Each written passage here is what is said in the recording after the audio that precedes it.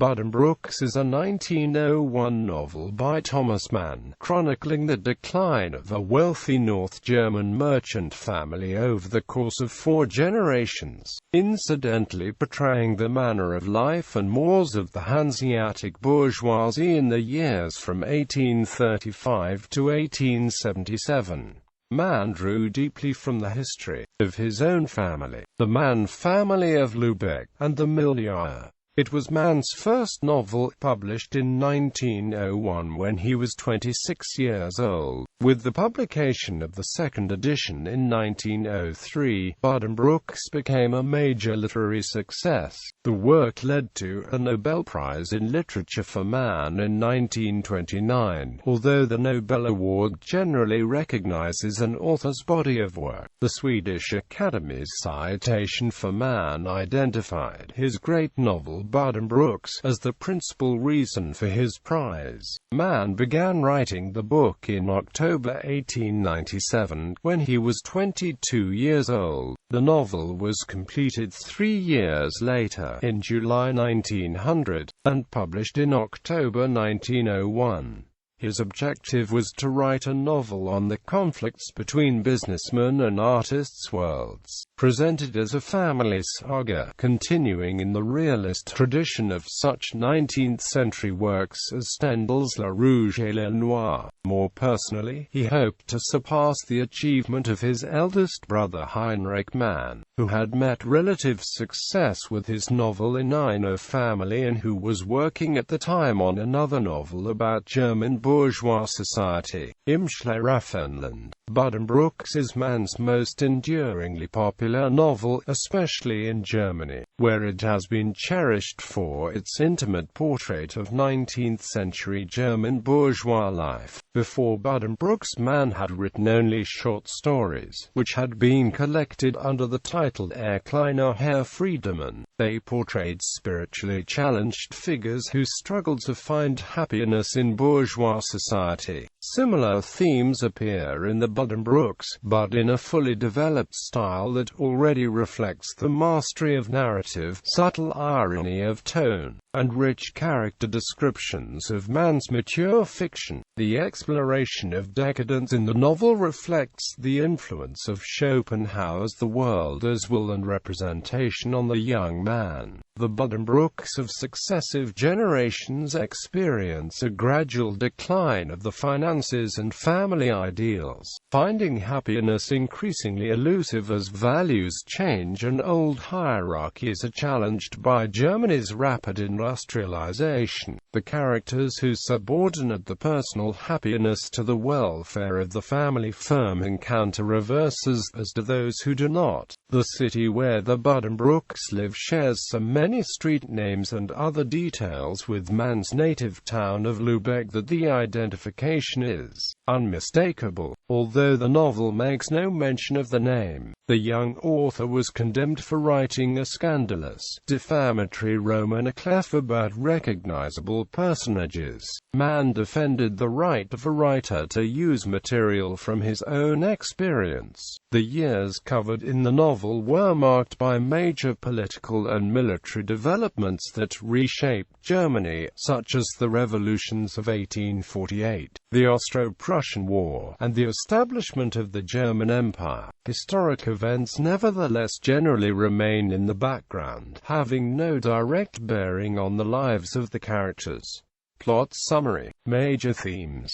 One of the most famous aspects of Thomas Mann's prose style can be seen in the use of leitmotifs, derived from his admiration for the operas of Richard Wagner. In the case of Buddenbrooks, an example can be found in the description of the color blue and yellow, respectively, of the skin and the teeth of the characters. Each such description alludes to different states of health, personality, and even the destiny of the characters. Rotting teeth are also a symbol of decay and decadence because it implies indulging in too many cavity-causing foods. An example of this would be Hanno's cup of hot chocolate at breakfast. Aspects of Thomas Mann's own personality are manifest in the two main male representatives of the third and the fourth generations of the fictional family, Thomas Buddenbrook and his son Hanno Buddenbrook. It should not be considered a coincidence that Mann shared the same first name with one of them. Thomas Buddenbrook reads a chapter of Schopenhauer's The World as Will and Idea, and the character of Hanno Buddenbrook escapes from real-life worries into the realm of music, Wagner's Tristan und Isolde in particular. In this sense both Buddenbrooks reflect a conflict lived by the author, departure from a conventional bourgeois life to pursue an artistic one, although without rejecting bourgeois ethics.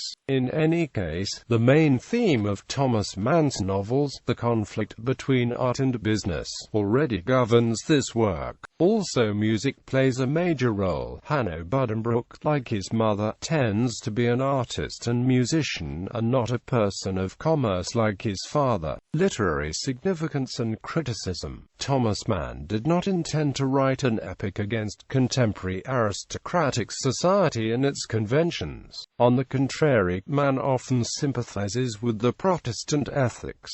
Mann criticizes with irony and attachment. When Die Protestantische Ethik und der Geist des Kapitalismus by Max Weber was published, Thomas Mann himself recognized the affinities with his own novel. The same happened with Religion and the Rise of Capitalism by R.H.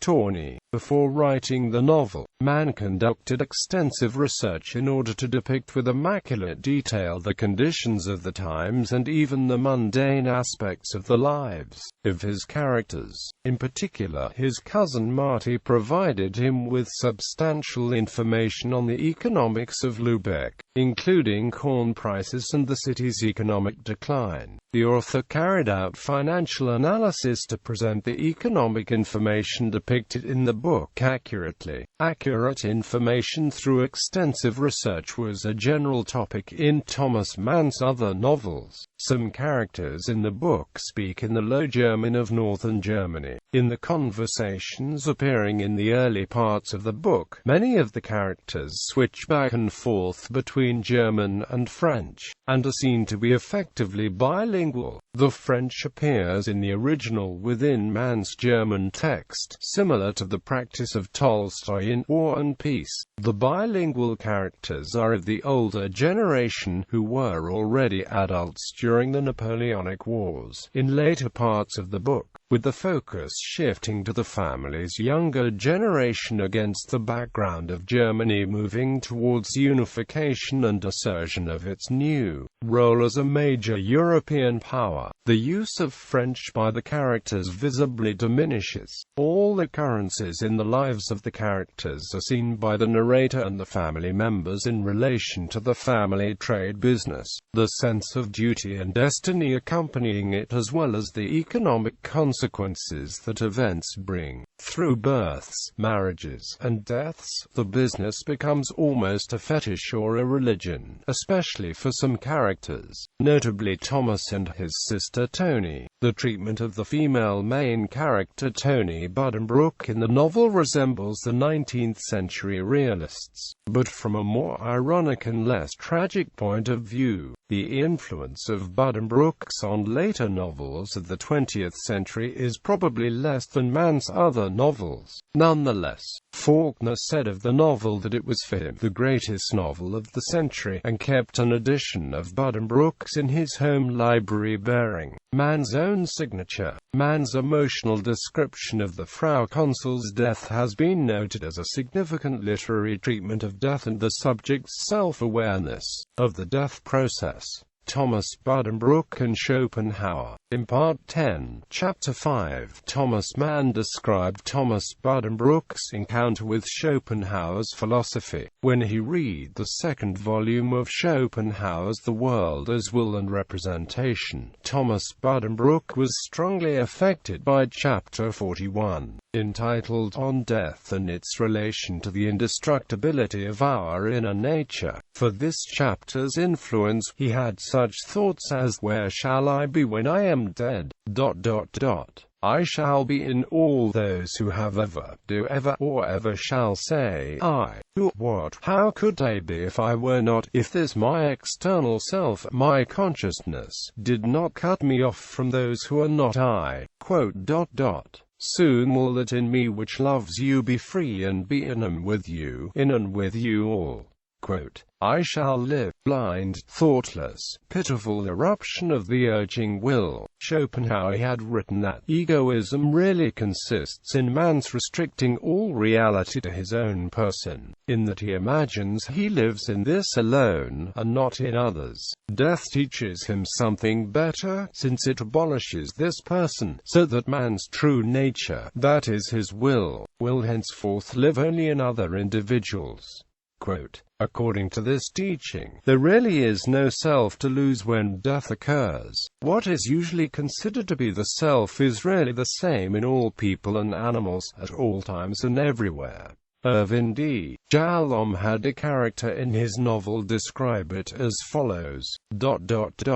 Essentially it described a dying patriarch having an epiphany in which the boundaries dissolved between himself and others. As a result, he was comforted by the unity of all life and the idea that after death he would return to the life force whence he came and hence retain his connectedness with all living things. However, a few days after reading Schopenhauer, his middle-class instincts brought Thomas Buddenbrook back to his former belief in a personal Father God and in heaven, the home of departed individual souls. There could be no consolation if conscious personal identity is lost at death. The novel ends with the surviving character's firm consoling belief that there will be a large family reunion in the afterlife of all the individual Buddenbrook personalities. Film and television adaptations. A silent film version directed by Gerhard Lamprecht was filmed in Lübeck and released in 1923. Alfred Weidemann directed a two-part film version of Buddenbrooks starring Lieselot Pulver, Nadja Tiller, Hans-Jörg Felmy, Hans Lothar, Lil Dagava and Werner Hinz. Buddenbrooks 1. Tile was released in 1959, and Buddenbrooks 2. Tile was released in 1960. Franz Peter Wirth directed a 10-hour TV version, premiered in 1979. It was filmed in Gdansk, which had been less damaged by war than Lübeck was. Another film version, starring Armin Mueller-Stahl, was released in 2008.